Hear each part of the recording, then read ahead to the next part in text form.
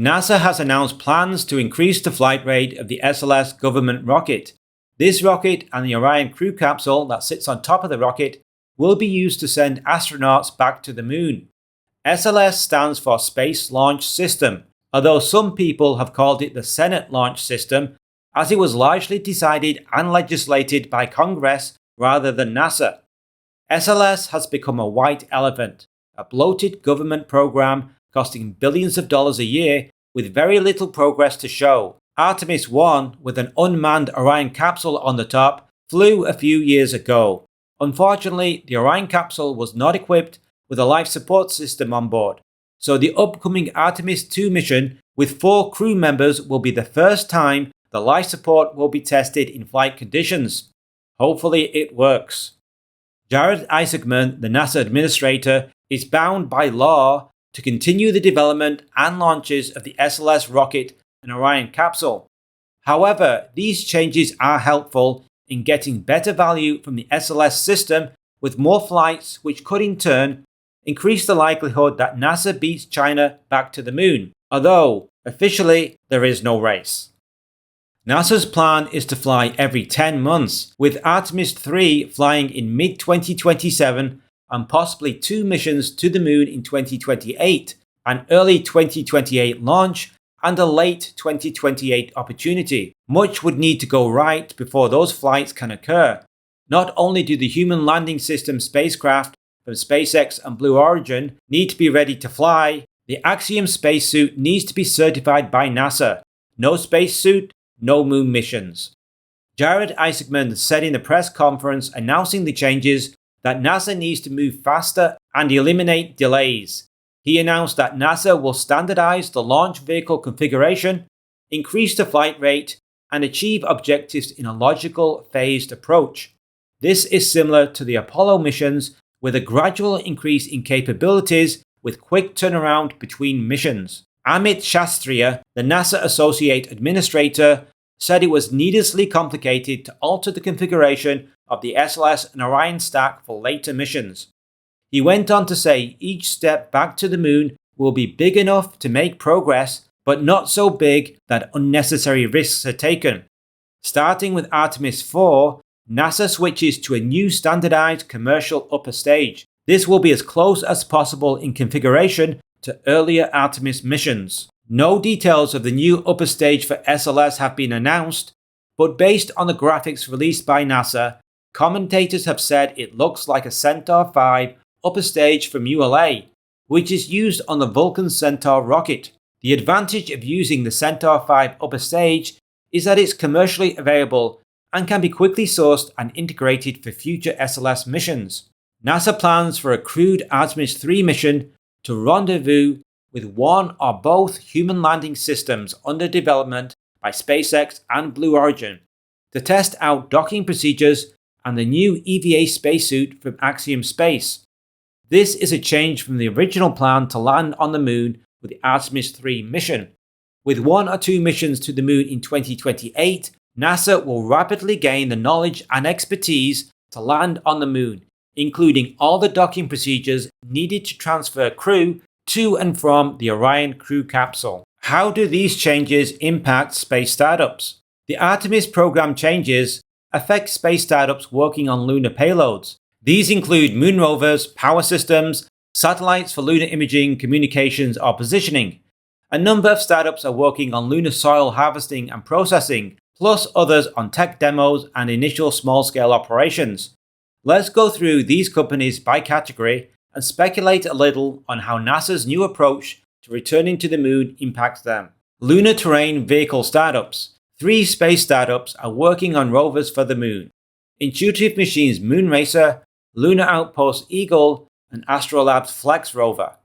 Yearly missions to the moon, starting with Artemis 4 in 2028, on powerful crewed vehicles capable of safely landing huge payloads to the lunar surface, is excellent news. The Human Landing System vehicles can place between 20 to 100 tons per mission and more in expendable mode. NASA's documentation states that cargo variants of the Human Landing Systems should be able to land between 12 to 15 tons on the lunar surface. This is necessary for large items such as habitation modules and nuclear reactors. This is a huge leap in payload mass from existing landers, which are limited to a few hundred kilos, with Astrobotic's Griffin lunar lander mission capable of landing 625 kilos to the surface. Cargo delivery. Blue Origin's Mark 1 lunar cargo lander, which is soon to fly on its first mission, can land 3 tons of payload to the moon's surface. This will be very welcome, not only to NASA, but to many startups who need to land large and possibly heavy equipment on the moon. ESA will also be contributing a lunar lander called Argonaut, capable of landing 1.5 tons to the surface.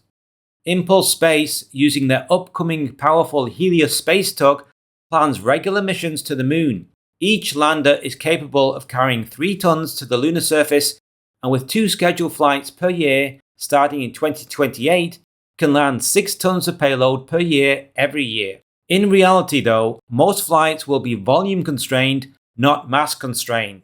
This is the case with SpaceX's transporter missions, which can lift over 20 tons to low Earth orbit, but usually only send 5 to 6 tons on each flight, because volume constraints are the limiting factor. Lunar soil harvesting and processing. On this channel I've covered many space startups working on lunar soil harvesting and processing, or to use NASA parlance, ISRU, in situ resource utilization. Argo Space and General Galactic are working on water-derived propulsion with plans to harvest lunar water ice for propellant. Ethos Space Resources and Astroport are working on lunar infrastructure such as landing pads and roads using lunar regolith. These companies and others plan to extract oxygen from lunar soil for use in life support, fuel cell power systems and propellant. Sierra Space has a contract with NASA to investigate the use of inflatable technology on the moon, and Voyager Technologies and Max Space recently teamed up to support inflatable habitats on the lunar surface, along with other projects to support the NASA Artemis program. Big players like Blue Origin and SpaceX have ambitious plans for the moon. Elon Musk recently pivoted to a moon-first approach with his plans for Moonbase Alpha, complete with railguns and AI satellite factories.